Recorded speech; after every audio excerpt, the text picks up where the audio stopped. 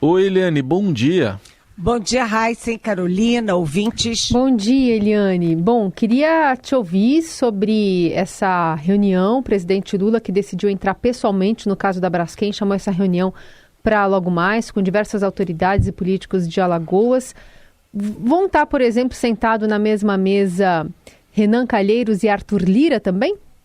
Arthur Lira, eu não sei. Eu sei que o senador Renan Calheiros, que é o carro-chefe aí da criação de uma CPI para estudar essa história da Braskem em Maceió, foi convidado. Os 3 senadores de Alagoas foram convidados. O prefeito de Alagoas, que é do PL, do Bolsonaro também, o governador, enfim,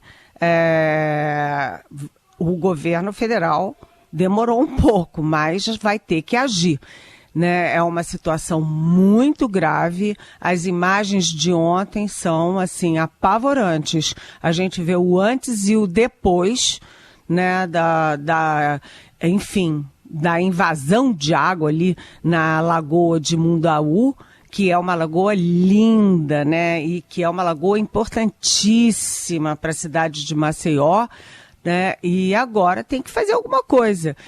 Tem que fazer alguma coisa do ponto de vista ambiental para impedir que isso continue, que aquela área toda continue afundando.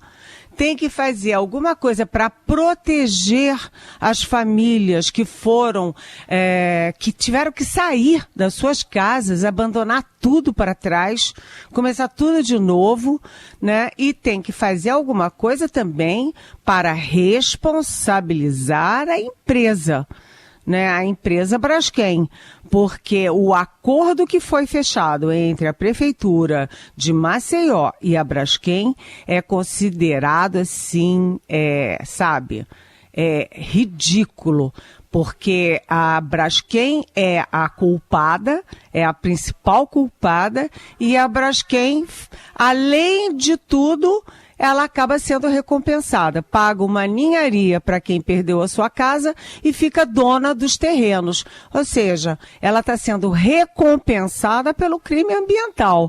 Então tem muita coisa a discutir, mas eu acho que o foco do Lula também vai ser político, porque a CPI da Braskem, ou a CPI de Maceió, né, põe em confronto 2 pessoas chaves para o governo e que são arqui-inimigos em Alagoas, né? Como você citou, Carolina, o Renan Calheiros de um lado, pelo MDB, e o Arthur Lira, o poderoso presidente da Câmara, do PP do outro lado. Então, o Lula, além das questões técnicas, as questões jurídicas, tem a questão também política. Vamos ver o que sai dessa reunião que começa, ou pelo menos está prevista para as 9h30. Não estava na agenda do Lula ontem, assim tão ampliada, e foi convocada de última hora, foi ampliada de última hora.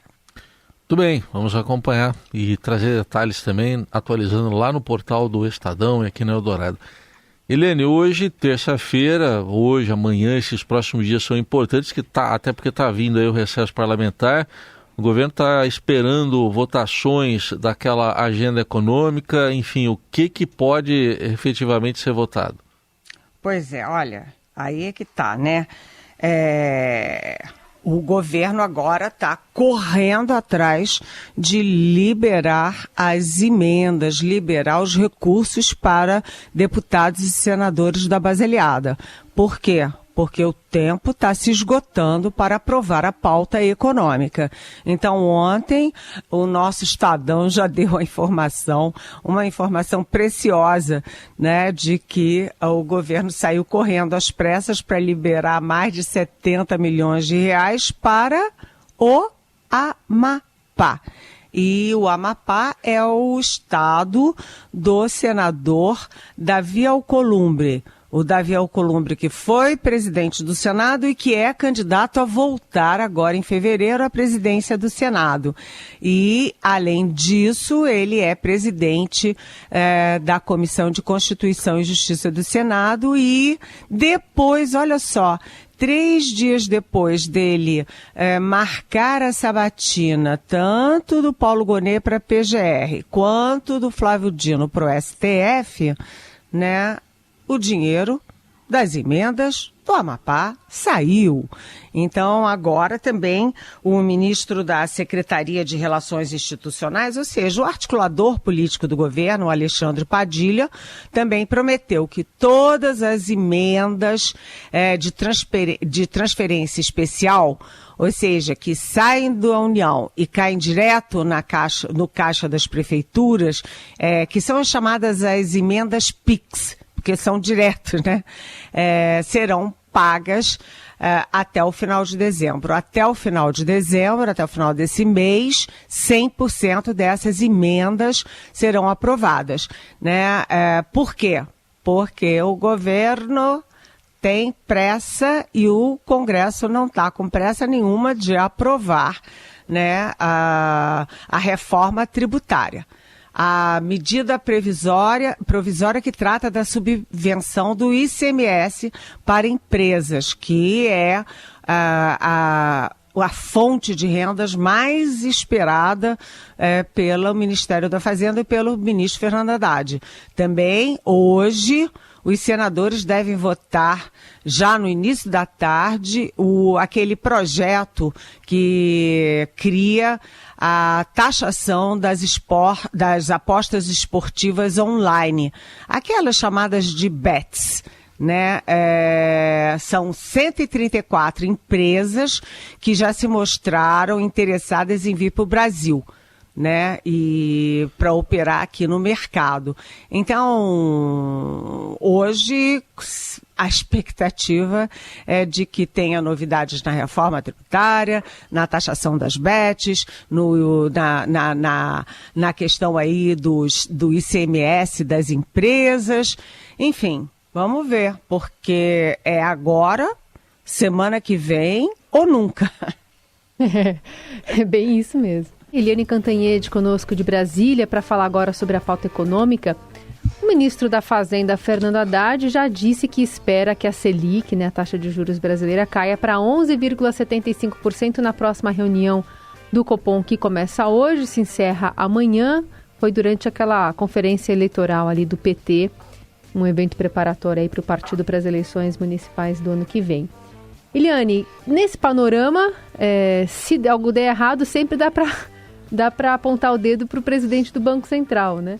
Mas queria que você falasse um pouquinho sobre essa indefinição interna do partido, né, do PT, e também do que pode vir por aí. O Copom se reúne entre hoje e amanhã, como você disse, Carolina. A taxa de juros está em 12,25%. A expectativa do Fernando Haddad é uma queda de 0,5 percentual para 11,75. Isso é alto? É alto, mas como o próprio setor financeiro, como próprias empresas dizem, é alto, mas já foi muito mais alto, ou seja, vem caindo ao longo do tempo. É sempre aquela indefinição, vai cair 0,25 ou 0,50. E a melhor expectativa é 0,50. Foi uma queda de braço o ano inteiro, né, do governo todo, encampada e liderada pelo presidente Lula, contra o Banco Central, contra o presidente do Banco Central, Roberto Campos Neto, em torno da taxa de juros. E a taxa de juros vem caindo. Por quê? Porque a inflação vem caindo.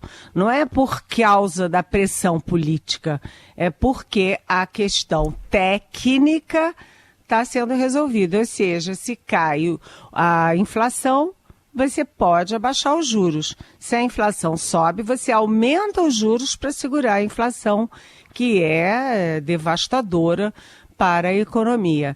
Então, o resultado disso é que o país vai chegando ao final do ano um pouco melhor, devagar e sempre. Agora, o PT continua criando muitas dificuldades.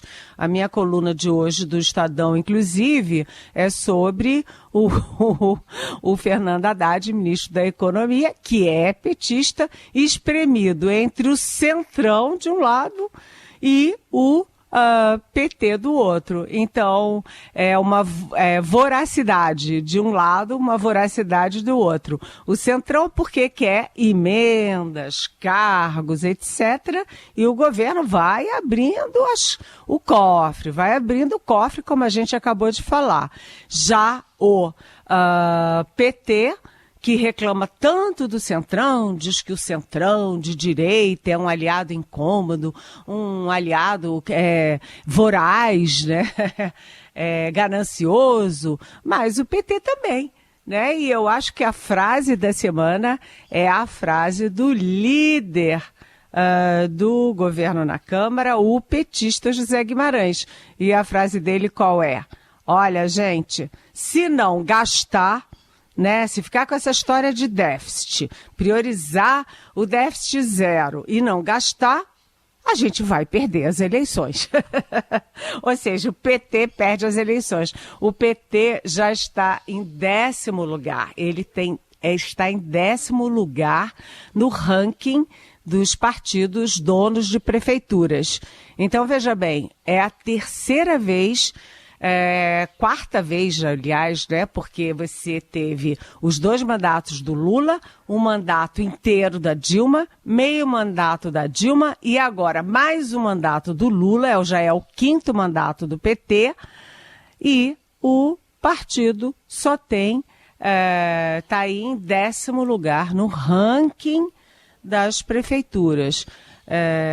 Portanto, o PT está jogando tudo nessa eleição municipal de 2024. Mas o Lula tem que pensar em 2026 na eleição presidencial.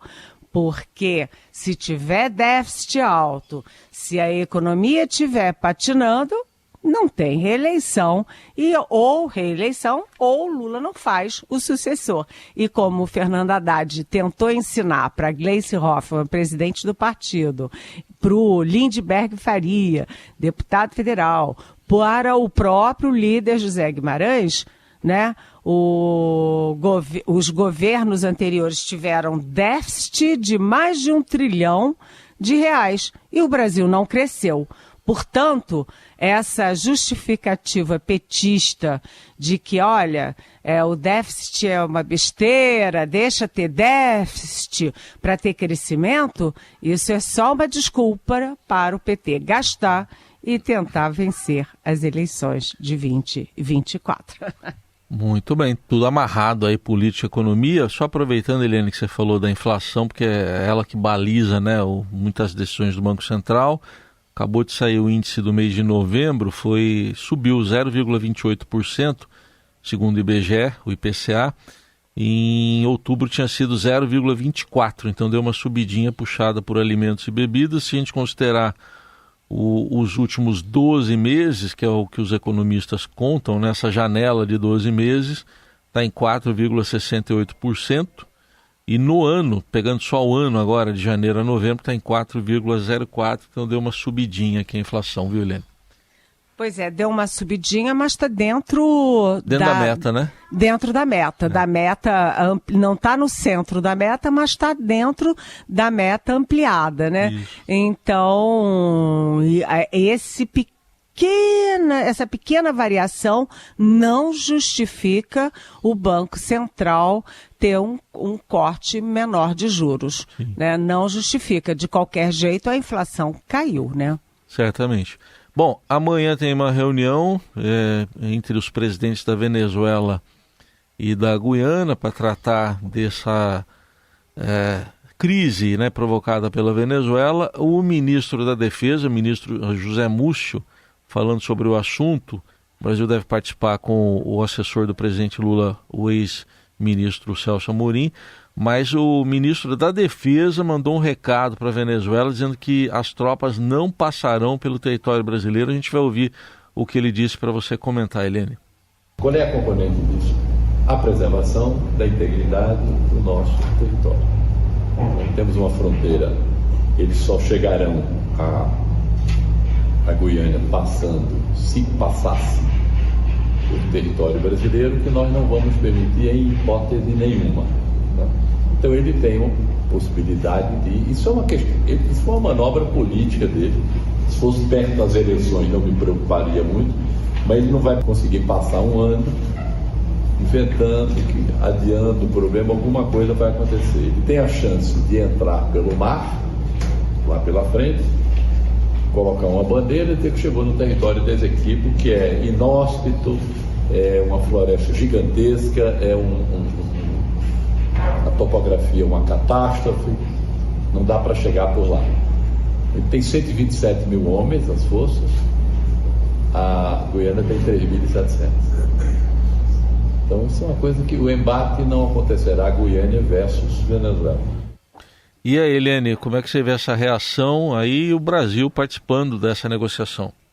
Só a Heisen, que me parece que a reunião não é quarta-feira, é quinta-feira. Ah, quinta-feira. Eu falei amanhã, né? É quinta-feira, tá certo, tem razão. A reunião é quinta-feira entre os presidentes da Venezuela e da Guiana, né? E ontem teve uma reunião do presidente Lula com o chanceler Celso Amorim, com o chanceler Mauro Vieira e com o chefe da Casa Civil, Rui Costa, e o Lula decidiu não ir para essa reunião. Quem vai representando, como você disse, Heisen, é o Celso Amorim, que é o assessor internacional da presidência, que conhece bem a questão, que conhece muito bem a Venezuela e particularmente o Maduro, até porque o Maduro foi chanceler do Hugo Chávez na época que o Amorim era chanceler do Lula nos 2 primeiros mandatos.